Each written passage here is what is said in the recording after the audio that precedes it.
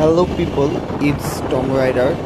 দেন আজকে আমরা বলার চেষ্টা করব যে রোডে রাইডাররা যা ভাবে, মানে আপনার সবাই তো হচ্ছে গিয়ে রোডে দেখেন যে একটা বাইক রাইডার খুবই খারাপ, তো সে কী ভাবে এবং রাস্তাঘাটে সে কীভাবে চলাচল করে সেটা আপনাদের বলার চেষ্টা করব।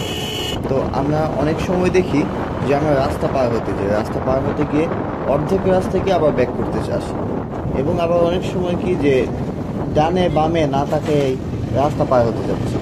তো এরকম অবস্থায় একটা রাইডার, সেটা হচ্ছে গিয়ে আপনার বাইক রাইডার হোক অথবা রিক্সা খোলা হোক অথবা আপনার একজন অটো রাইডার হোক, অটোর কথা আমরা বাদ দিব, কারণ অটোর অবস্থা যে সবাই জানে। এটা হচ্ছে গিয়ে বিশেষ করে আমাদের নারায়ণগঞ্জে অথবা আশেপাশে সব জায়গায় অটো ড্রাইভারের অনেক প্রশংসা আছে। আচ্ছা, ওই টপিক আজকে আমরা না বলি। তো বলতে চাচ্ছি যে একটা রাইডার যখন রাস্তায় যায়, ধরেন বাইক রাইডার যখন রাস্তায় যায়, তো তখন তার মনোযোগটা শুধু রোডে থাকে।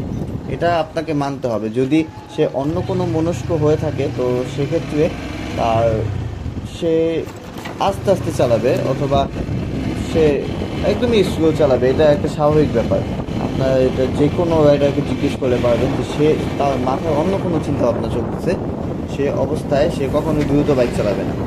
তো যদি দ্রুত চালায় তার মনোযোগ শুধু রাস্তায়। তো ওই সময়টায় আপনি যখন রাস্তা পার হতে যাবেন তখন দেখবেন যে আপনি আগাচ্ছেন, আবার পিছিয়ে গেলেন, ওটা থেমে গেলেন, তখনই হচ্ছে কি আপনার সেই রাইডারটার সমস্যা হয়। তখন এই সমস্যা হয় কীভাবে, যে আপনি সামনে যাচ্ছেন তো রাইডারটা আপনাকে ম্যাপ করে ফেলবে যে হ্যাঁ আপনি যাচ্ছেন। তো সেই সময় যদি আপনি আবার থেমে যান তো রাইডার চেষ্টা করবে যে পিছন থেকে যাওয়ার, কিন্তু আপনি যদি আবার থেমে যান তখন সে পিছন থেকে যেতে পারবে। তো সে পিছন থেকে না যেতে পারলে তখন একটা দুর্ঘটনা বা অ্যাক্সিডেন্ট হয়।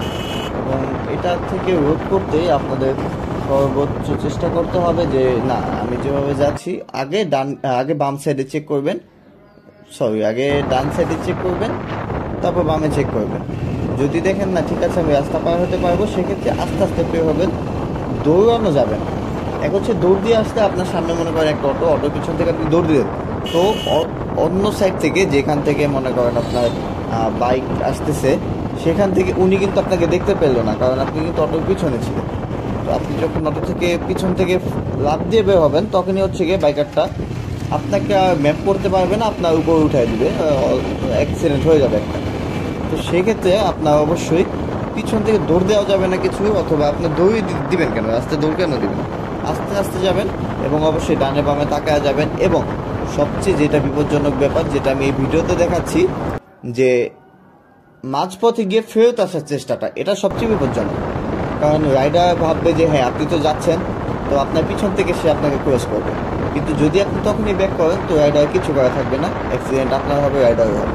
প্রতিটা রাইডারের বেশি হবে, আপনারও হবে, কিন্তু দোষটা রাইডারের হবে, এটা অবশ্যই। শুধু একমাত্র বাইক যে চালায় শুধু তার দোষ হবে, আর কারো দোষ হবে না। এটা কেউ মানবে না, কেউ দেখে না, একমাত্র শুধু বাইকারেরই দোষ হয়, এটা সব সময়। তো আজ এই পর্যন্তই। আমাদের চ্যানেলের সাথে থাকবেন। তো সবাই গুড বাই, টাটা, ভালো থাকবেন।